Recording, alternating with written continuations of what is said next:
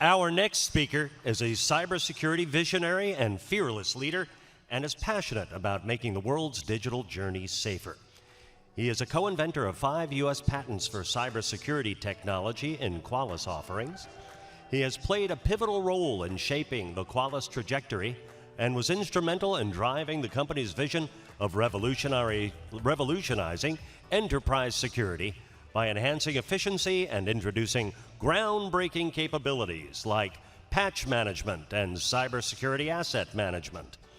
A product fanatic and engineer at heart, he was the driving force in dramatically expanding the original Qualis platform's scope, integrations, and automations. He joined Qualis in 2003, shortly after the company's founding, and in an era when organizations started using the cloud but didn't know what to call it. His contributions and leadership helped propel Qualis to its current success in cybersecurity. He rose from engineer to president and CEO. Ladies and gentlemen, please welcome Sumedh Thakar, President and CEO, Qualis Incorporated.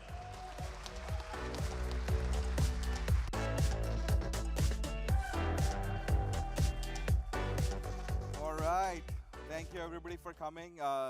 I don't know how to follow those stories after what Rachel talked about, NSA shower stories. So nothing that dramatic, but we do have our human resource officer here to make sure our TAMs don't stink. So in case they don't pass the sniff test, please let her know. It's really interesting to hear what, I have to do this. Okay, here you go. Okay. So it's really interesting to see what Rachel has been talking about, and if you really take all the different things that she talked about, you kind of sort of put it under 2 buckets of nation-state attackers and cyber criminals as an enterprise. And boy, their sophistication of how they're doing it. They're sending you surveys, and they have HR departments, and they have performance reviews every year. And if you do good and you hack a bunch of people, you get promoted, and those who don't, as she said. So we're living in a world where the attacks continue to increase. So I don't know if anybody of you feels like you have less attacks this year than last. No? So,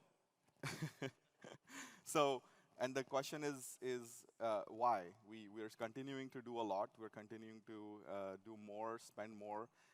And so that's why today we are in an environment where cybersecurity attacks are increasing, and the question then becomes, who's paying for it, and how much, and how are we paying for it?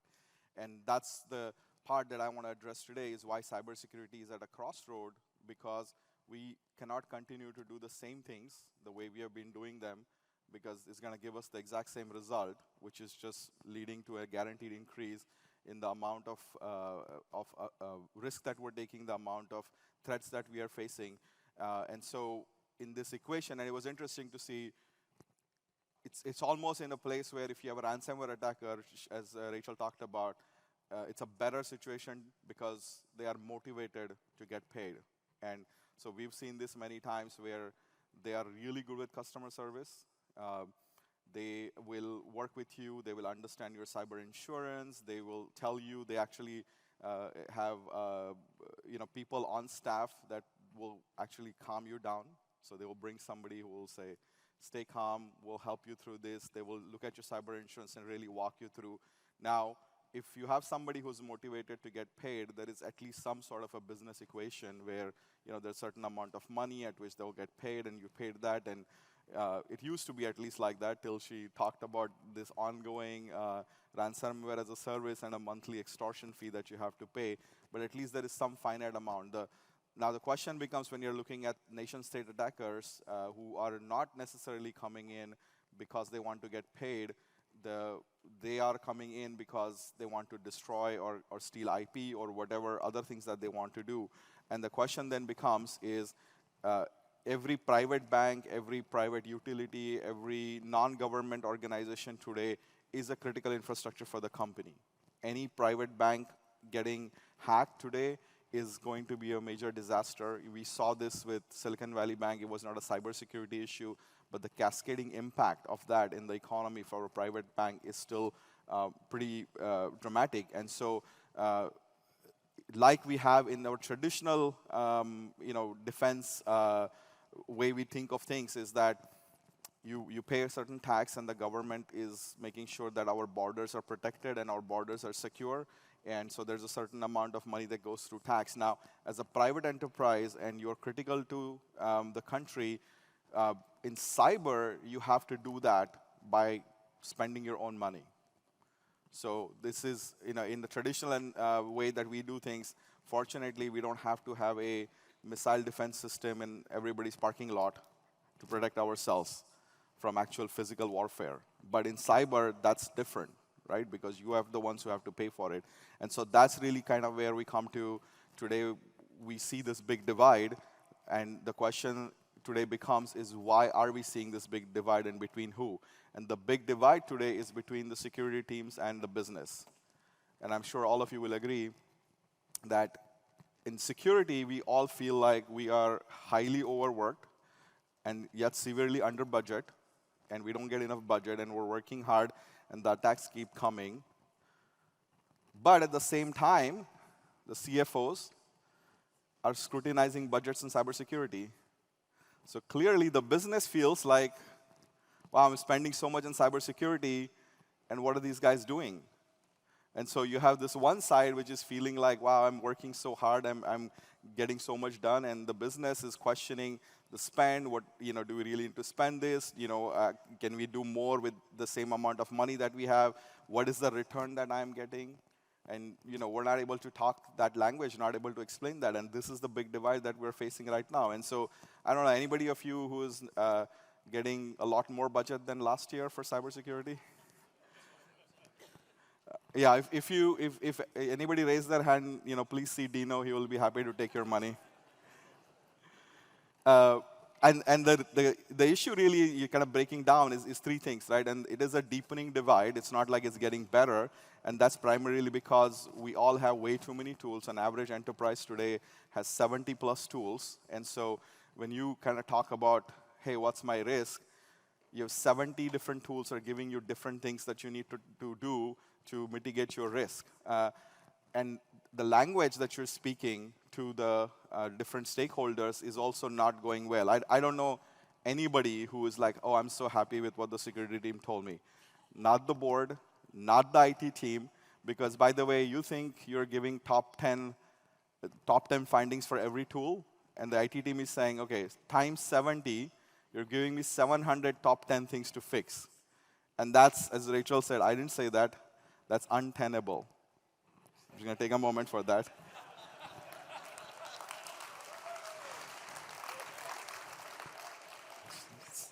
It's just English, not my first language. Speaking of languages, different languages, so we're not able to communicate this in a way that makes sense. And so this constantly going in to the board meeting after having done a lot of work, and then the IT team is not liking you because you're dumping so much on them. And so at the end of the day, the remediation is not happening also because of a lot of the silos, and because you're not be able to really give crisp, clear information on what is the most important prioritized things that need to be done, important things are not getting done. And so when the CFO and the business look at it, at the end of the day, you could spend as much as you want in dashboards and top 10 tools.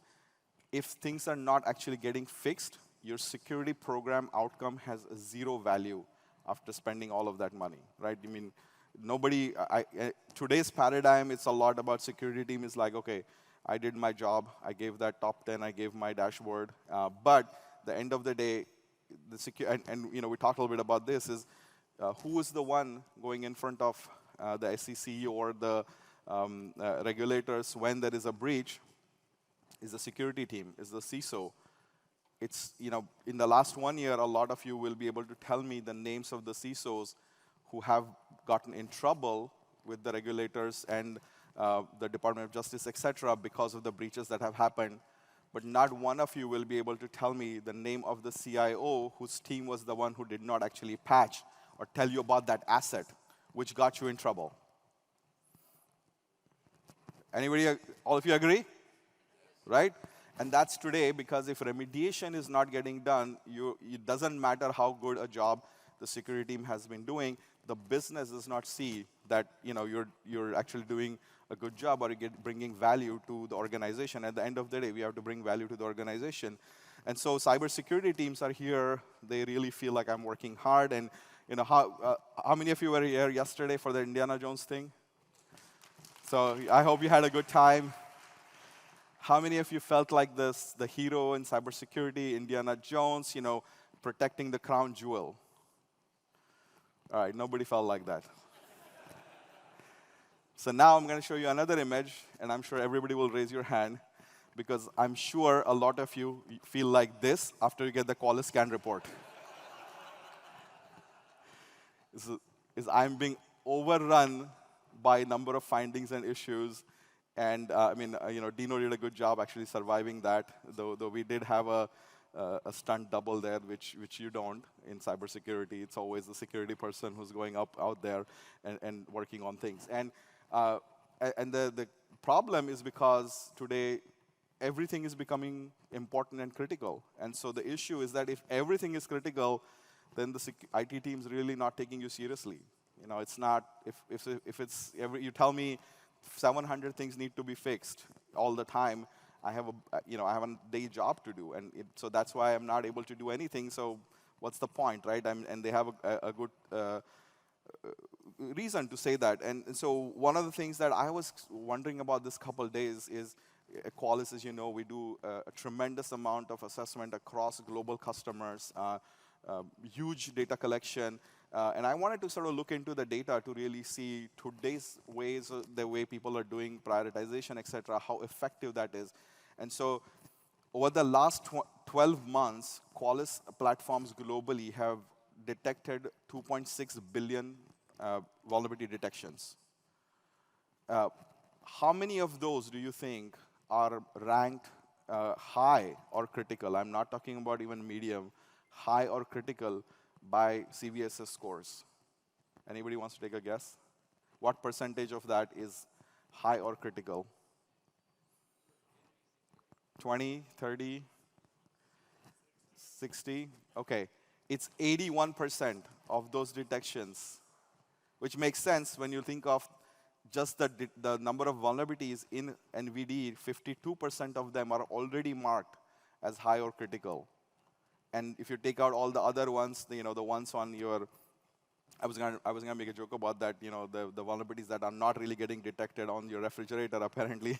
that's an important one. If you take all of those out, it makes sense that you have that many huge bunch of stuff that needs to be fixed. And when we looked at it to say, well, when we look at the true risk prioritization that we are putting in place by layering threat intelligence, and only really focusing on the ones that are actually being exploited pretty actively in the wild, the ones that actually threat actors are going after, that are weaponized, et cetera, that number drops down significantly to 603 million. So as an entire industry, if you take, I don't know, $10 to fix each individual vulnerability, 2.6 billion or even 2.1 billion trying to fix those versus trying to fix 600 million, you're seeing the gap right there.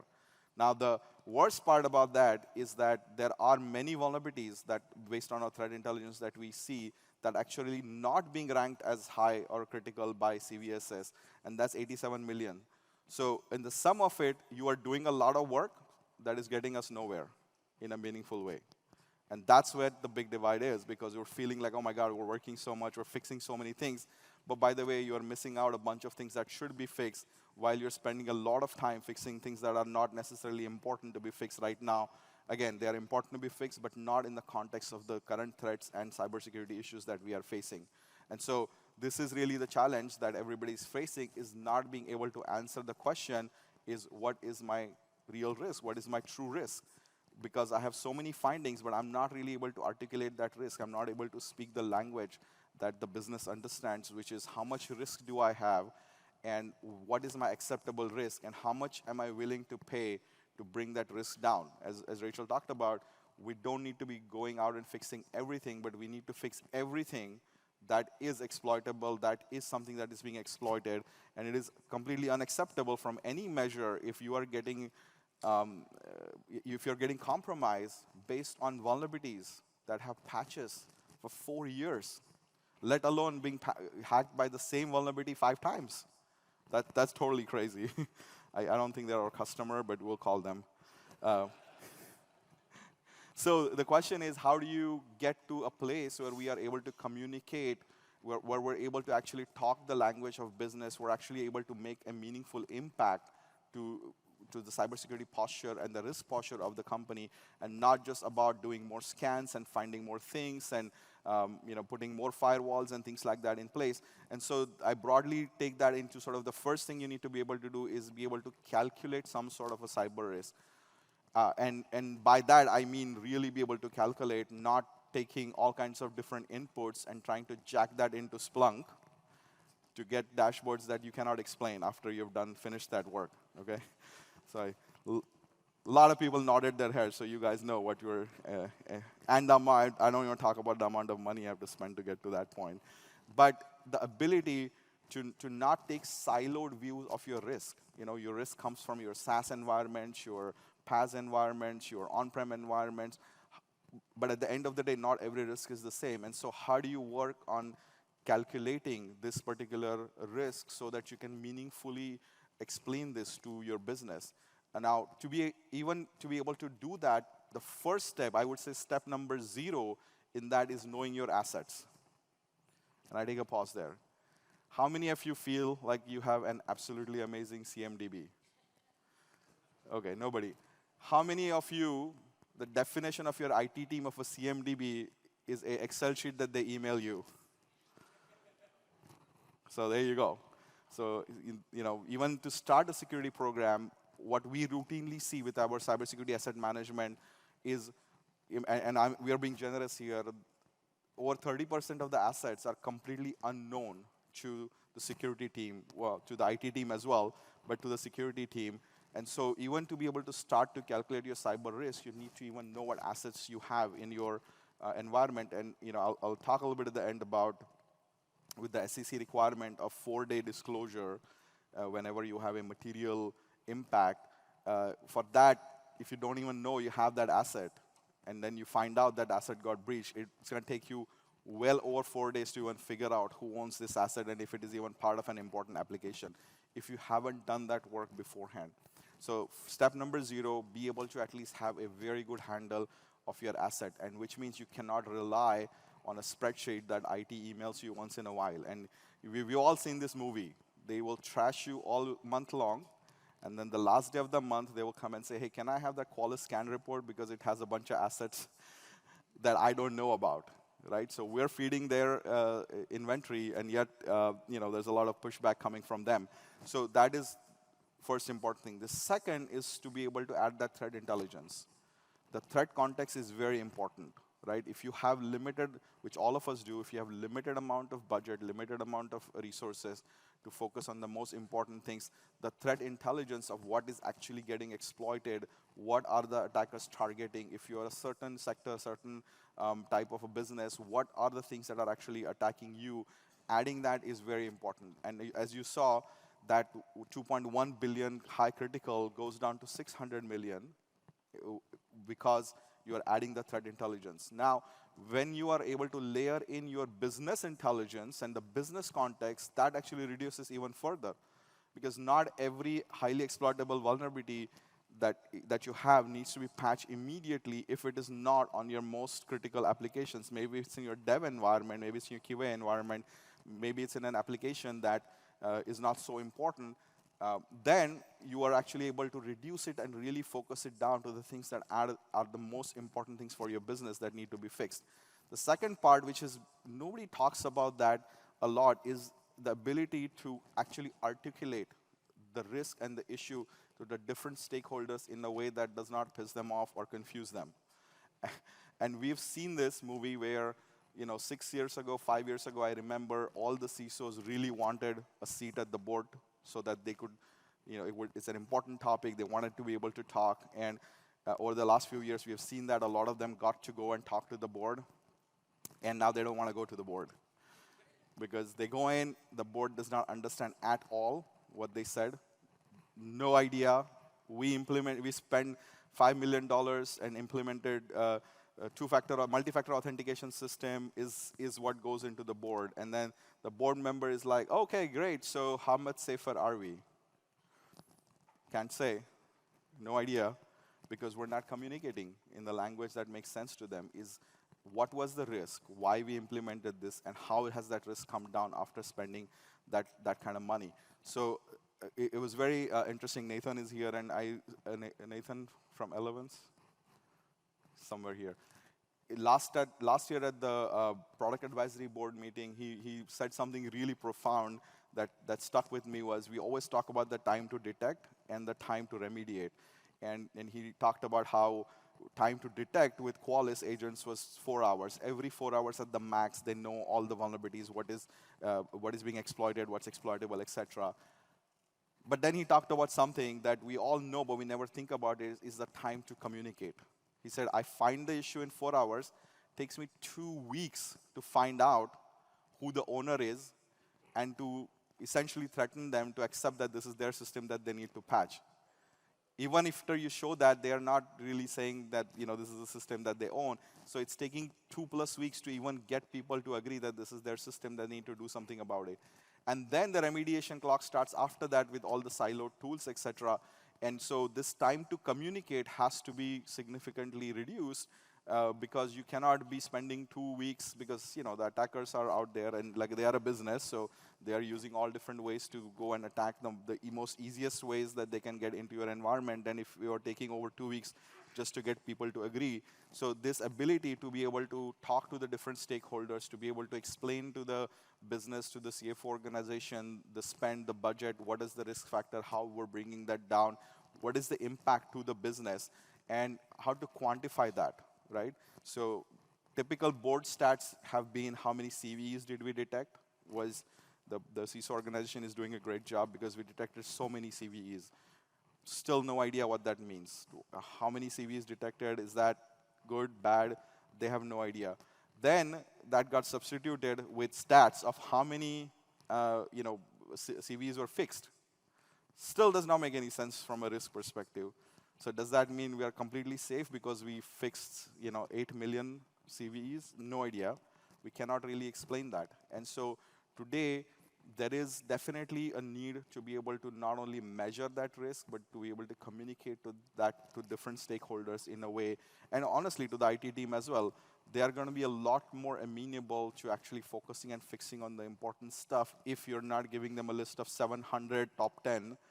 That is actually a list of real top 10 that is manageable and doable in the day-to-day business that they have to do. So this ability to be able to not only talk about the risk score, but to be able to talk about the business value of that particular application and the loss value is also now becoming very important. Because if you take true risk score, a lot of you use that, a score of 950 on 1,000 is really bad for a given asset tag.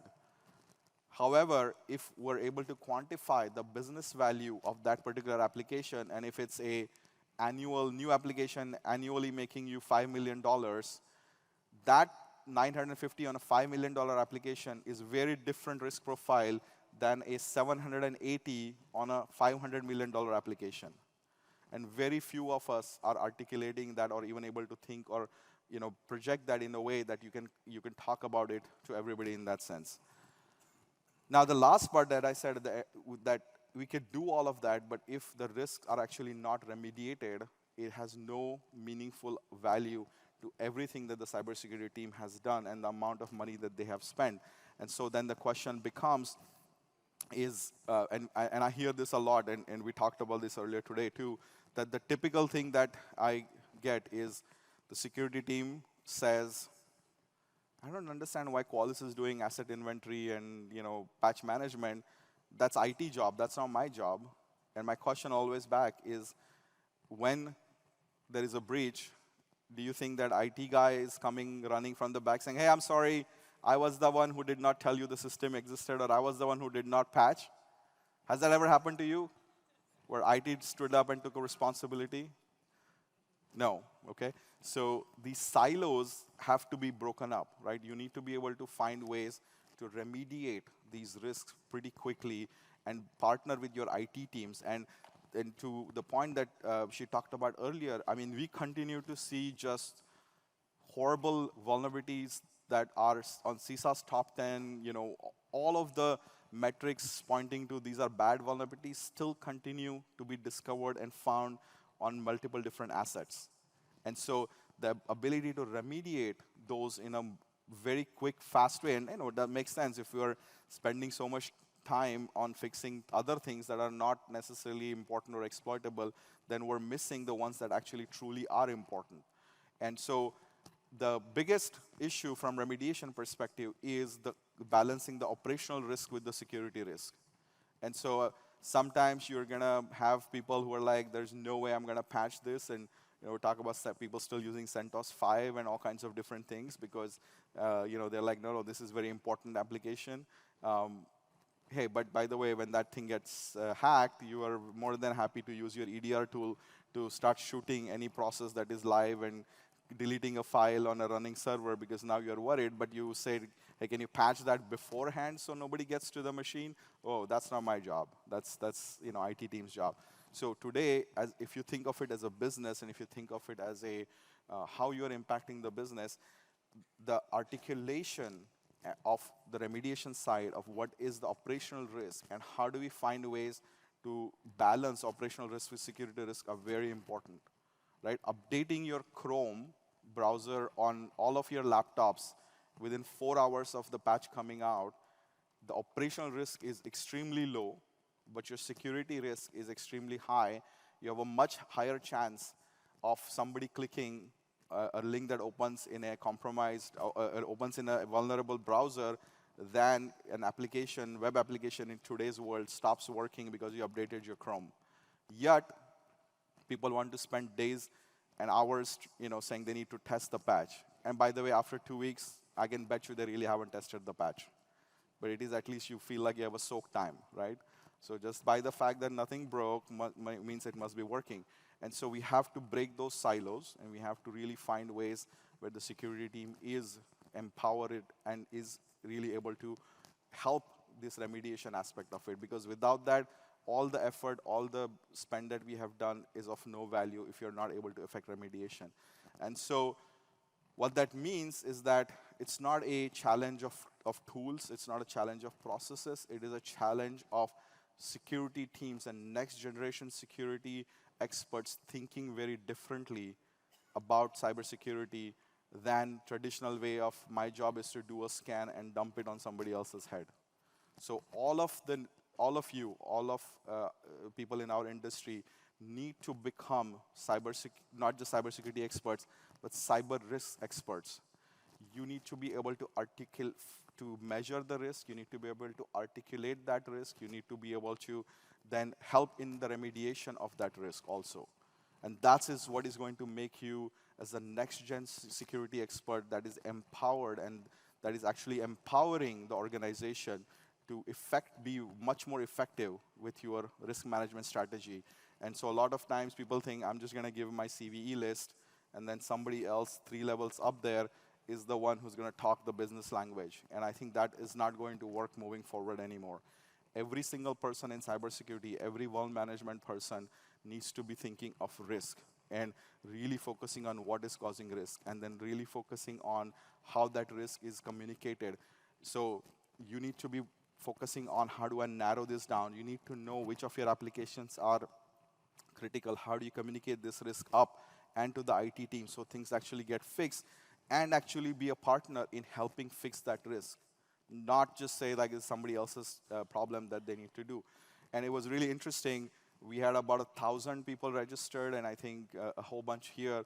And so I asked the team to go and say, hey, let's look at the titles of the people who are attending here. Right? Hello? Wait, somebody needs to, they can come here and join me if they want to talk about risk. So I asked the team to say, like, how many of these 1,000 people actually have a risk in their title? And there were 8 people.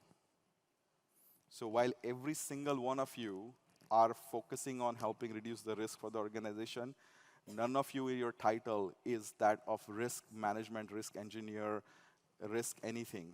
It is just a one scanning engineer, whatever engineer, and so that is really the biggest change that we need to do, is we need to be able to think differently, we need to be able to think of risk, and we need to be able to articulate, communicate, and really be able to eliminate that risk. And so when you look at the next gen leader that we had talked about, is that ability to really quantify that risk, to be able to communicate that very specifically, that goes beyond the enumeration and really tie to the business value. So it should not be, here's a bunch of systems and here's the vulnerability. It needs to be a very specific reporting that says this application, which is $500 million a year, has 7 highly exploitable vulnerabilities that are currently being exploited, which is significantly increasing its risk score. And by the way, to reduce that risk from 900 to 400, it just needs to have 70 patches. And patching those 70 patches is going to cost us only $100,000. That's the communication that needs to go, so that we really are going to change the way we are doing things. And then, if we can even go a step further, where we are giving a very specialized way of saying exactly what needs to be fixed. Because I'll tell you what happens, right? You give a CVE list, the IT team, already not happy with you, they don't want to talk to you, they go to Google and find out the patches they need to deploy for those CVEs. Takes 2 weeks, they apply those patches, the Qualys scan happens again, none of the vulnerabilities are fixed. Because the ability to actually map the CVE and exactly which patch, even that is pretty broken right now. And so we're seeing today that ability to eliminate that risk is becoming very important. And about 4 or 5 years ago, when we launched patch management, I got a lot of constructive feedback from people saying, who's going to buy patch management from a vulnerability management vendor? It's never been done. Nobody will ever do that. You will be shocked to hear that in the last 12 months, Qualys agents have deployed 54 million patches on our customer environment. So it is changing, and changing in a big way, because there is this dire need for people in the security teams to be buying or focusing on security, on tools that are actually helping with the remediation and not just reporting on them. And these customers have actually done that work of bringing their IT team to the table, figuring out the right paradigm that works for them, but making sure that they are getting these highly critical vulnerabilities patched in a very short period of time. We had QSC in Mumbai a few weeks ago, and one of our large customers who has 400,000 employees. I definitely do not want to be the HR for that company. They have 400,000 employees, 400,000 laptops, mostly consultants all over the world. They are able to tell their board that any time that any exploitable vulnerability comes up on any of their 400,000 laptops, it gets fixed in 8 hours, guaranteed. So their board feels a lot better because they're using the Qualys agent to patch those vulnerabilities as soon as they come, because they have figured out that the risk of something breaking on the laptops because of a patch is significantly lower than their users sitting somewhere at a cafe clicking on a link or something like that now has caused ransomware or something to come on their device. So we're seeing that shift happening. And so anybody who thinks like security tools doing remediation, that's something well for the future or never going to happen, that is not the case. You have plenty of people around in here who are actually doing that transformation by being a partner in the remediation and not just somebody who's the bearer of bad news. And so to be able to help and empower the next-gen security experts like you guys, we're super excited to be launching this big, massive enhancement to the Qualys platform, which is really helping focus on being able to articulate all the different things that we talked about. And we have been an engineering organization, and we have done a lot of innovation over time, but this probably is one of the biggest things that we have ever done, and it's truly game-changing and a very big differentiator in the industry. So ladies and gentlemen, I'm super happy to announce the launch of the Qualys Enterprise TrueRisk platform, where you can measure, communicate, and eliminate your cyber risk. Most importantly, de-risk your business.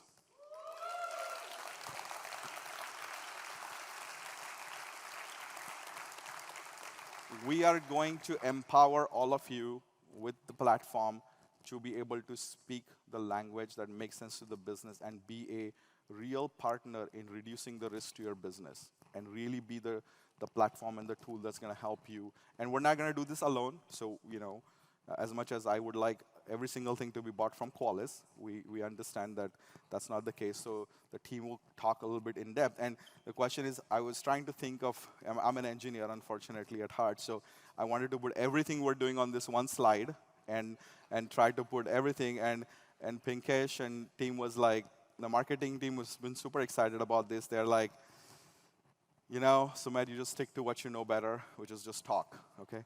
So we will take care of articulating this in a nice little, so they made a nice little video to showcase what we're doing with the Enterprise TruRisk platform so that it is much better and much easier to understand. I will agree for once that they have done a better job than me. All right, so let's play the video.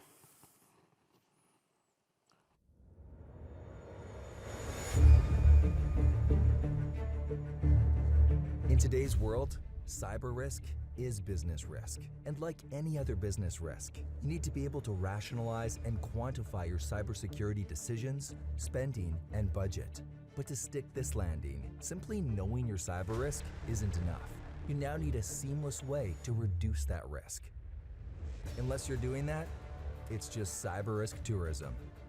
So say bon voyage to dashboard sightseeing, and hello to the Qualys Enterprise TruRisk platform, empowering next-gen cybersecurity professionals to measure cyber risk signals across the entire enterprise, leveraging trillions of data points, then communicate that risk in the language of the boardroom, breaking down cyber risk to business impact and real dollar amounts, and then take action to quickly eliminate cyber risk through AI-powered prioritization, automation, and orchestration. Welcome to the new world of cyber risk management, the Qualys Enterprise TruRisk platform. Measure, communicate, and eliminate cyber risk. De-risk your business. All right.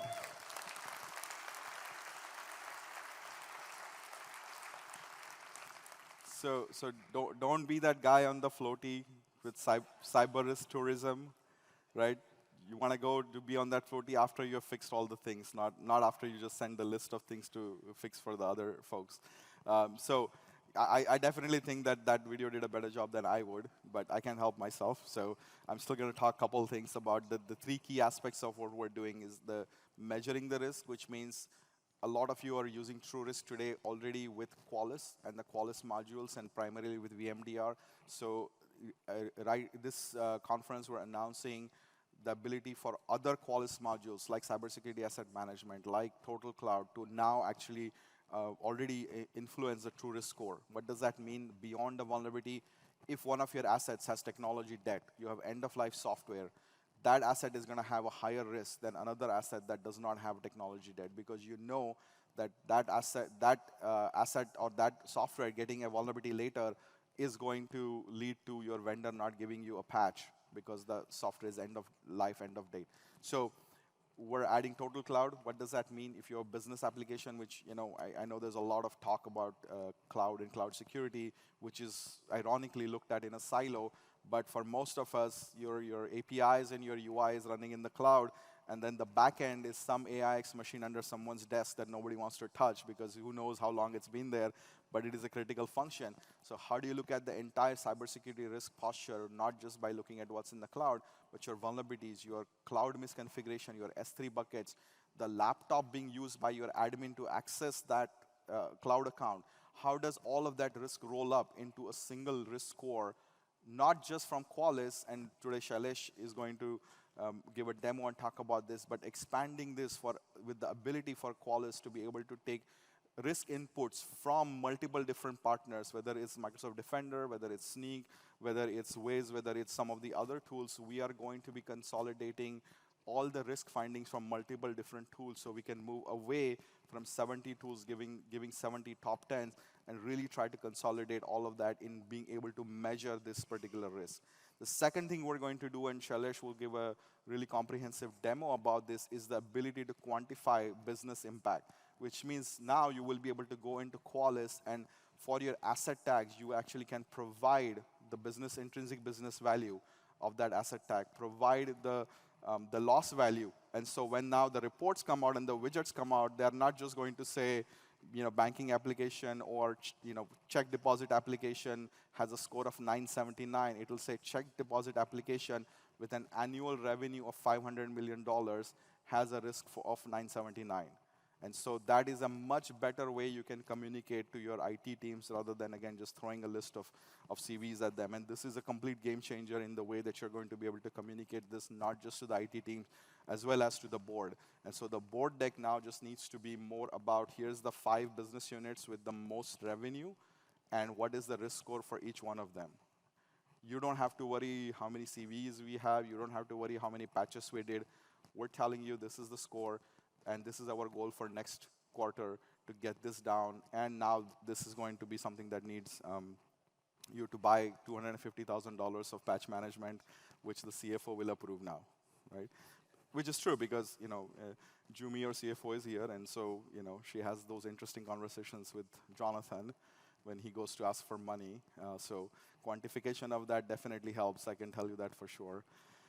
And the third part, which is, and we started on this journey a few years ago, we're super excited and encouraged with the response we have. We started with patch management, and it's really been exciting to see how much impact we have been able to make. That one customer that spoke in Mumbai, they were able to fix 40 million vulnerabilities over the last 2 years just using the Qualys patching, when the previous 5 years before that, they were able to only fix 6 million vulnerabilities in 5 years, versus with Qualys, within less than 2 years, they were able to get 40 million vulnerabilities. And so patch management has worked well. But we do know that patch management is a little violent because of the operational risk, and so there's a big pushback. However, the next big innovation that we are launching, and today you will see multiple demos of that, is we're launching this concept of True Risk Eliminate, which includes True Risk Remediate, which is our patch management, but we are also introducing True Risk Mitigate. What does that mean? Every of those exploitable vulnerabilities has multiple different ways that you can mitigate that vulnerability without patching. You can make a registry key change, you can update the permissions of a file, you can block a port, change the cipher. There are multiple ways that you can very rapidly mitigate the risk of that particular exploitable vulnerability without having to deploy a patch. In some cases, a zero-day vulnerability that does not even have a patch can have a mitigation. And now the Qualys agent is going to be able to go and give you the options to not only patch, but also the options to say, here's 3 other mitigations that you can deploy that will actually help you protect yourself. And by the way, our AI algorithm will tell you that 95% of our customers have chosen option number 1, which is the most likely option that is working. So you are going to get that benefit of the global platform that is also telling you how we're doing this. And so this ability to bring so many different data points, and today we have some very, very interesting ways that we are leveraging AI in our platform, and our AI team is here as well. So those demos are going to be very interesting because the first big thing that we're seeing is the inventory piece, but the classification. So the security team sees 15 new virtual machines came up. IT put up 50 virtual machines. But they have no idea what the criticality of these things is. Is this running a database? Is this running a Apache web server? How important it is? And where is it located? So we are now, because of the True Risk platform, going to leverage AI because we see millions of assets that are classified by customers as critical. And using those models, we will be able to help you identify, hey, we found 30 assets in your environment that typically are marked as high criticality, but you have not marked them as high criticality. Without writing any rules, just by the large volume of data that we have analyzed, we can actually help tell you you are missing assets that you have not marked as critical, and you can go in and accept those and reject those, and we'll learn from that. But the idea is to get away from having to manually go in and update criticality, which is absolutely failing because the communication is just not there. And again, the answer is, well, rely on my CMDB to tell you if it's a critical asset or not, right? And we all know, the first 2 days of any ticket are spent arguing that I don't even have the software because it's not in the CMDB.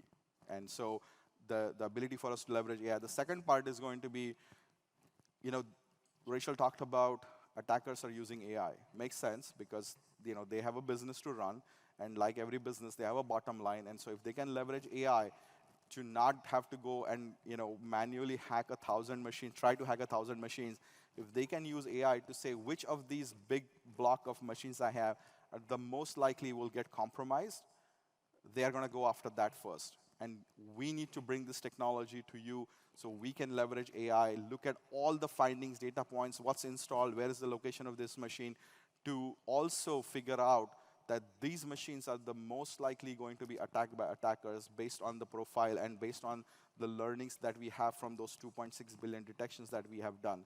And so you will see a lot of that. And then, of course, there is the standard type and natural language and demo. But I'm more excited about the first two. The team disagrees, but that's OK. So you will see those. So this ability to really have this platform do all of that is super interesting for us. And so we have been doing this platform approach for a few years now. And I wanted to challenge ourselves to say, well, is it really working? Is it really beneficial? Or we, of course, like to look at our own stuff and say, wow, we're so great.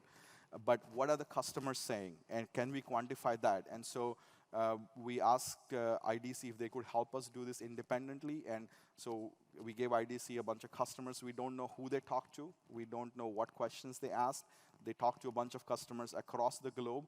And they did their own analysis, calculation, and came back with a very, very interesting study that IDC, with Frank Dixon from IDC is going to talk about tomorrow, that showcases that current customers who are using multiple capabilities from Qualys, what is the ROI that they are getting? And they came back with a 403% ROI, which gets translated into your payback time is about 5 months because you are reducing so much friction. The amount of payback, 25% more efficient teams based on the customer feedback, and 25% reduction in compliance fees. And so think about that. If you are able to leverage this automation and you are able to leverage this integrated approach for 25% savings on your IT, on your security thing, you are increasing your budget in security by 25% without adding a single dollar. See, Jumi is smiling, right? If you're CFO, you can take that to the CFO. So the ability for us to be able to do that, the ability to articulate the platform approach and show that in real numbers how it's actually helping you reduce your compliance fines is, again, additional money that goes back to the business. So this fits very well in what we have been talking about. It is all about the business and how you can be empowered to go and have conversations with the business in terms that actually make sense and be contributing to that rather than sort of being the person that nobody wants to talk to because you always bring bad news to them. Oh, I'm going in the reverse. OK, just one more time. 24%, 24%. OK.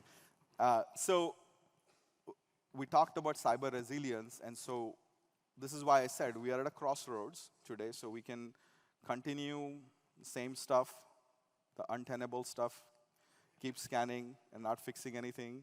Or we can move into a newer paradigm, a newer approach, a newer way of doing things that are simplified with 4 key things, which is the ability to aggregate your risk across multiple different platforms and not necessarily have to use a jacket into a Splunk or a SIM or something which is not meant for this kind of a risk analysis, being able to speak a new language, the reports that, and today you're going to see some fantastic reports. Like out of the product, you will be able to create an executive technology debt report that you can take to the CIO.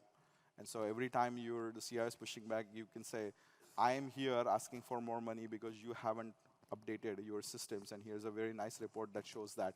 You'll see a true risk report. So we have come up with multiple really cool ways to communicate. And this is going to be a complete game changer. And then, of course, I think it's not possible anymore where the security teams are not part of the remediation effort somehow. If you are not directly patching, you have to have a significant influence on being able to decide what needs to be patched and by when. And make sure that the risk of those is very clear. And if they don't want you to patch, then print the report and ask them to sign that I accept the risk. I will tell you, this is a big game changer. When you give somebody that risk score and say, that's fine, if you don't want me to patch your critical systems, then you just sign here saying I accept the risk. The conversation changes immediately. And then the last part, which we talk about, is cyber resilience. In today's world, there is going to be some compromise. And so you have to be prepared and ready for regulators, for a compromise. It's so important to do your tabletop exercises, so you are completely ready. The security team needs to be aware whenever there is a breach. Whenever you have an incident like that, where are you going to jump to protect what? If you don't have an idea of your crown jewels, you don't have an idea of your critical assets, your critical applications, that's when people are running everywhere trying to block everything. Everything goes down.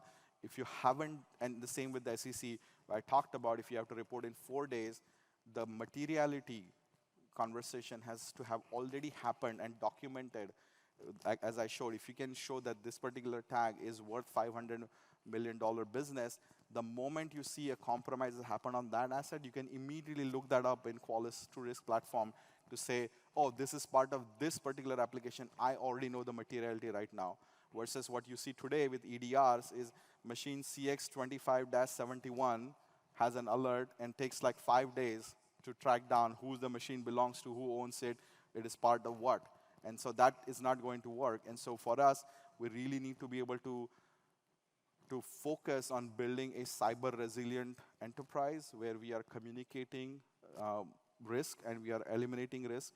And that's really where, again, super excited, and you are going to see this all day long, a lot of conversations on how our enterprise TrueRisk platform is already helping you do that today, and what it is that we are going to do for the next year or so as we continue to be an innovator, we continue to be a disruptor in this space and not taking the status quo of what we have been doing for all these years. So again, ladies and gentlemen, super excited to announce our TrueRisk platform. And with that, I would like to go to the next speaker, or I don't know, we have a break, hopefully? Okay,